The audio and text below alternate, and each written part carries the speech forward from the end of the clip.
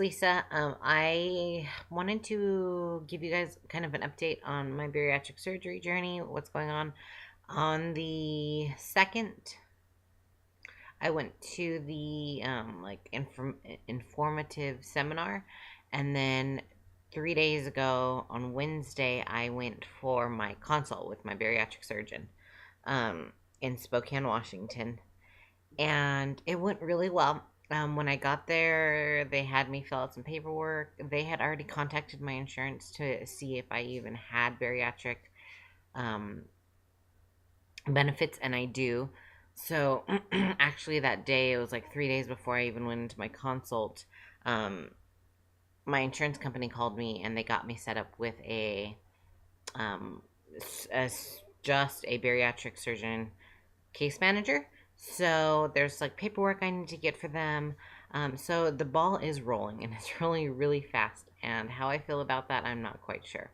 The good thing is my insurance requires a 6 month physician weight loss visit. But because I have been so involved in Weight Watchers, they might end up taking my Weight Watchers because my doctor has noted in his paperwork that, like when I was pregnant with JoJo, that I was, still doing the Weight Watchers thing. So I might not have to wait the 6 months. If I do, I do. I'm not too worried about it. But if I don't, that's kind of wow.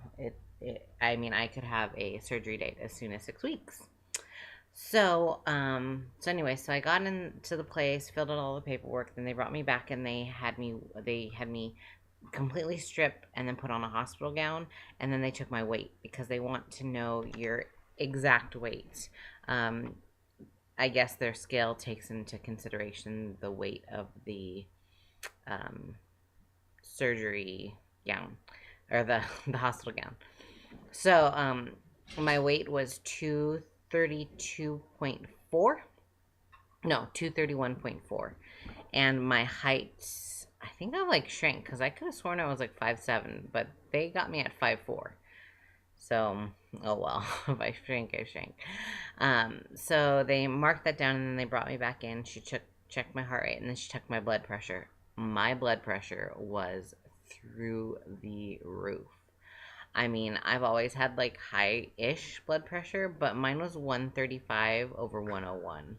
Like they were like, that is high. So they actually had me redo it at the end to make sure that I wasn't just like anxious or nervous or anything like that. And it was still that exact same rating. Um, so looks like I might have to start on my high blood pressure medicine again. So that's always fun. Anyways, so then I met with the doctor, and my husband went with me, which was kind of the cool part. So we met with the doctor, and then the doctor went over all the surgeries that they do there. They do the lap band, the sleeve, and then the Roux-Y, the just gastric bypass. And he said because I only have like, okay, I am a muscular girl. I will never be 120, 130 pounds. If I do, I will look extremely emaciated. I have very thick bones. I've played softball, I'm not petite in any form.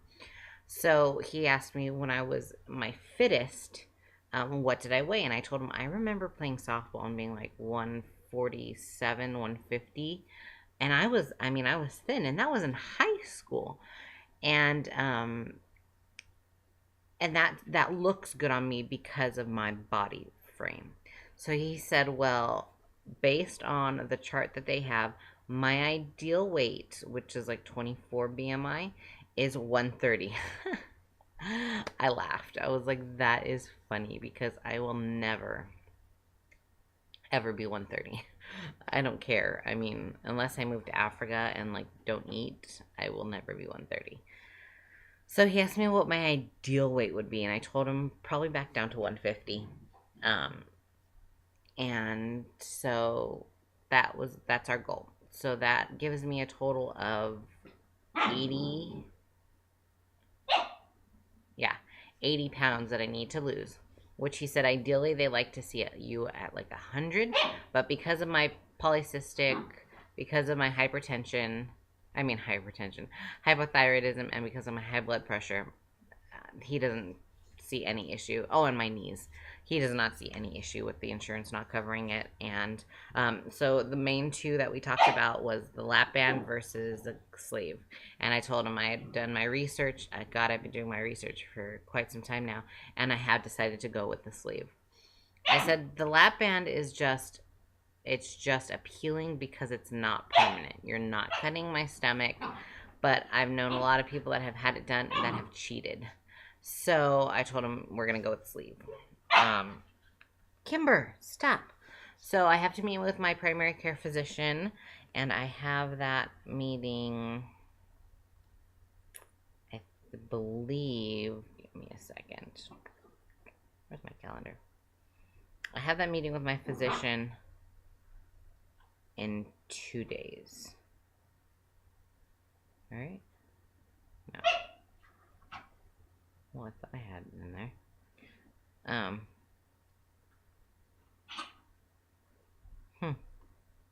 I guess I don't have it in there. Anyways, well, I have my appointment in there. I believe it's going to be in a couple of days. And there's a couple of, there's some blood work that she's got to order. And there is some labs.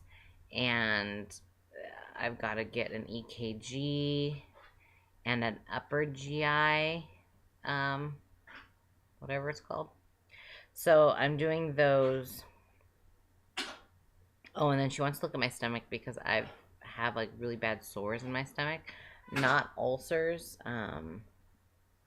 like burns. Like I have IBS. I've had diarrhea, constant diarrhea my entire life, upset stomachs. So she wants to go and look at that too. So yeah, so there's a whole bunch of stuff that I need to do. But she said if everything goes according to plan, I will have a surgery date in 6 weeks. That's kind of crazy. The one thing I was worried about is the recovery time, because I am a stay-at-home mom. My husband just started working. I don't have a lot of help where I am. So, you know, recovery time is going to be a big thing for me. Luckily, my mother-in-law does live near us, so she's going to help out. And then I think my mom in California is going to fly out and help out for a while, for like a week or two, or like a week. She won't come out for 2 weeks. So yeah, that's about it. It's just going smoothly, going quickly. I'm already starting to really, there was a couple things that at the seminar they talked about that you need to start doing now, which is, there was a couple of them that I know I really struggle with, like one being I eat fast. I've always eaten fast, but having 2 kids and feeding them, I eat fast. I eat faster. What else? I've got some comments in here. So I eat faster, so I'm slowing down, making sure I really chew my food because I'm horrible at that. And then drinking. I've got a water bottle that I got from the hospital when I was pregnant, and I believe it's like 24 ounces, and you have to drink, they require like 64, so I'd have to drink basically like 3 of those. So I put 3 rubber bands, and every time I fill it up, or every time I drink it, I move a rubber band. I take a rubber band off. So it just kind of keeps me accountable and aware of what I'm drinking.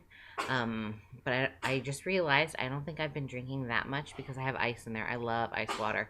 I like my water to be ice cold. So the ice takes up more room, which therefore, yeah. So, all right. If you guys have any questions, let me know. Talk to you later. Bye.